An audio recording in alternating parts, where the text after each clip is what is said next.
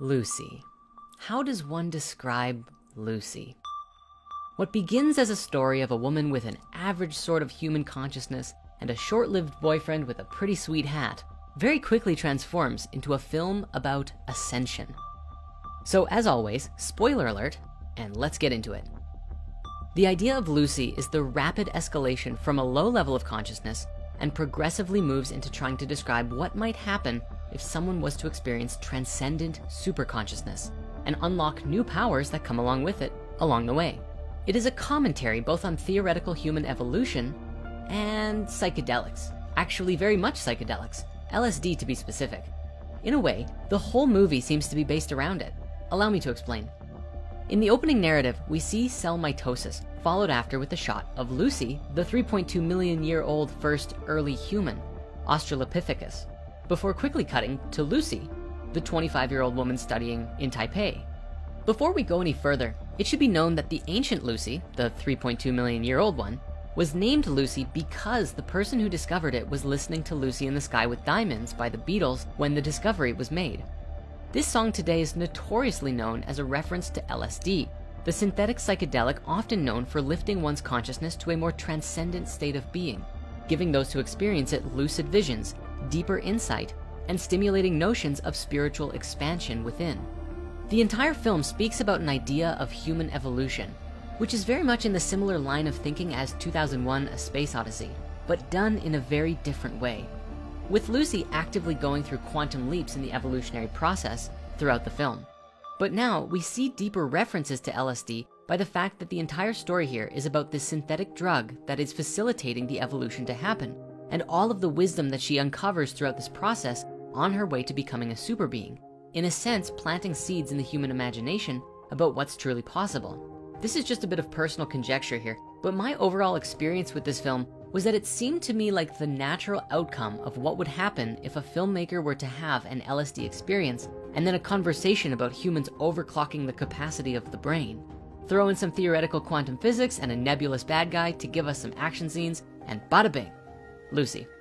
Now in the film, our modern day Lucy has just the worst kind of luck, forced by her boyfriend to deliver a mysterious case to a South Korean drug lord. We're shown these scenes, cutting to a cheetah hunting and catching a gazelle in the wild. The initial thing this is describing is the animalistic nature of the predatory bad guys. And this is further elaborated on later by Morgan Freeman, giving a lecture about creatures and their capacity to use their brains. He describes that animals use 3 to 5%, the reference with the cheetah and the gazelle, with humans using about 10%, and dolphins using the most with 20%. He speculates on human evolution and what paranormal or seemingly superpowers might occur when more and more brain capacity is unlocked. But now very quickly speaking to this brain capacity thing, if you look it up, the general scientific consensus nowadays around the internet is that humans use almost all of their brains, and that the 10% thing is fully a myth. There's a whole wiki on the history of this idea that, summarized, essentially says this myth is busted. No matter how much brain capacity you utilize, you won't be able to change the look and length of your hair on command. However, we can go deeper here. Google how much of our DNA is junk DNA will reveal that the answer is 90%, meaning that only 10% of our DNA is truly utilized or active. Now I understand that brain capacity and DNA activation are two very different things, but we can see the relationship here that the idea of us only using 10% of our latent capacity is not so much about using portions of the brain, but depth within the brain and body through our DNA itself. And with more DNA activation, transforming us into greater, wiser, and more connected beings than ever before.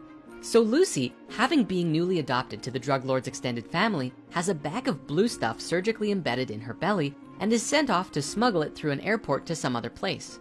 Along her way, a very rude man with a low state of consciousness kicks her while she's down, which releases said blue stuff into her body. It turns out the blue stuff is a very powerful drug called CPH4, which is a molecule that pregnant women produce in very small quantities, facilitating child growth. In this initial surge of CPH4 within Lucy, we see it trigger a wild experience, electrifying and energizing her body and temporarily negating gravity. Now there are stories and legends of wise spiritual masters doing things like this that would seem impossible, from Jesus walking on water to the yogis who can levitate. And perhaps these kind of abilities could be available to anyone who has reached a certain level of human evolution, tapping into all of that limitless energy within us. So of course, Lucy escapes and goes on her way. Now beginning to activate, Lucy, continually leveling up every 10 minutes or so and unlocking new achievements and upgrades, finds herself explaining these very fundamental concepts from a transcendent state of mind, inviting us to connect with her higher awareness as she explains it to us, and accelerating our own spiritual evolution while we watch. Now, to try and break down every scene here would probably be a bit much.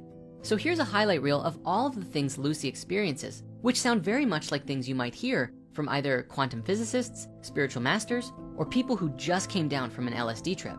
With Lucy activated, the very first thing that we see is that she becomes suddenly very clear.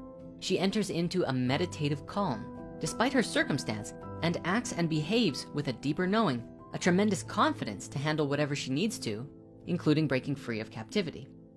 She can now suddenly hear and understand what is going on all around her to a tremendous depth.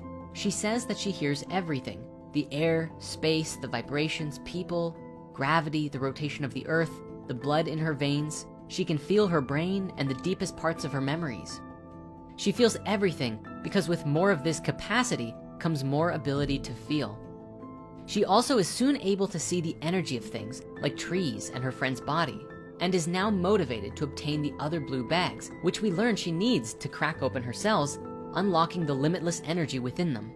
When she arrives at the drug lord's place, after killing his men and stabbing his hands, she takes a moment to reflect and ponder some more pretty deep stuff. She says, "I used to be so concerned about who I was and what I wanted to be. But what makes us us is primitive. They are obstacles. The pain you're experiencing is blocking you from understanding." This is an amazing lesson for us all. And that is when we are struggling, when we are in pain, we limit ourselves from the expansion into the higher centers, into a higher knowing. And then she leaves him alive. I can't help but think this is the film's way to appease the general human consciousness. By leaving the villain alive, we can have some more action later on in the movie by having him come back and bring a bazooka to a university. Wait, what? Why? Anyway, soon after this, she levels up again and unlocks the ability to telepath into Morgan Freeman's TV and manipulate various frequencies like radios and to appear on his smartphone screen. She says that all of the things that make us human are fading away. She doesn't feel pain, fear, desire, or things that make her a person. As these all fade away though, the workings of the universe become available to her, deep intrinsic understandings of the fabric of reality. Here she is undergoing a rapid state of ego death. Her consciousness is colonizing her own brain, activating it, and leading her towards her transcendent death very quickly. She asks him for advice, and he reflects that the ability to pass on information of what one has learned is one of the highest purposes of all of life, and encourages her to do so. She says that she'll be there in half a day, and they part ways. Now, there's a very interesting scene in the airplane where Lucy, on her way to see Morgan Freeman, has this experience of tasting some champagne. And let me tell you, her ascending body cannot hold its liquor, because within minutes, she is exploding into particles of light in the bathroom. Now, we're never really offered a concrete explanation as to why this scene is there. And personally, I kind of think it's there just essentially to be a scene of Lucy in the sky with diamonds of light. Anyway, a bunch of action scenes later, we arrive at Morgan Freeman's place and she continues to blow minds with quantum theoretical physics and describes that time is the only unit of measure, for time legitimizes anything's existence. Without time, we don't exist because we become one with everything. Professor Freeman expresses his concern that humanity is not ready for this kind of knowledge. It could bring chaos. And Lucy responds with a solid truth bomb. Ignorance brings chaos, not knowledge. From here, Lucy ramps up to 100% and hits maximum limit break overdrive. She takes all of the CPH4 and her body transforms into, like, venom? Actually, it might be a bit more like a Matrix reference. The black body form she takes is similar in nature to the Sentinels in the Matrix. And what's more, very soon she blasts away all of reality for herself and the doctors, and they enter into the Matrix loading zone. One recurring line of dialogue throughout this film is that the nucleus of every cell has limitless untapped potential and power, and that in this ascension process, she has to crack open every last one in order to attain the transcendence that she is steering towards. Eventually, in this process, she starts warping all over the place, through time and space, watching human evolution transpire in certain ways. It's interesting that as she's blasting through New York, nobody even takes notice of her, even as she goes backwards in time, until she goes back far enough and sees some Native Americans who all look at her, very puzzled.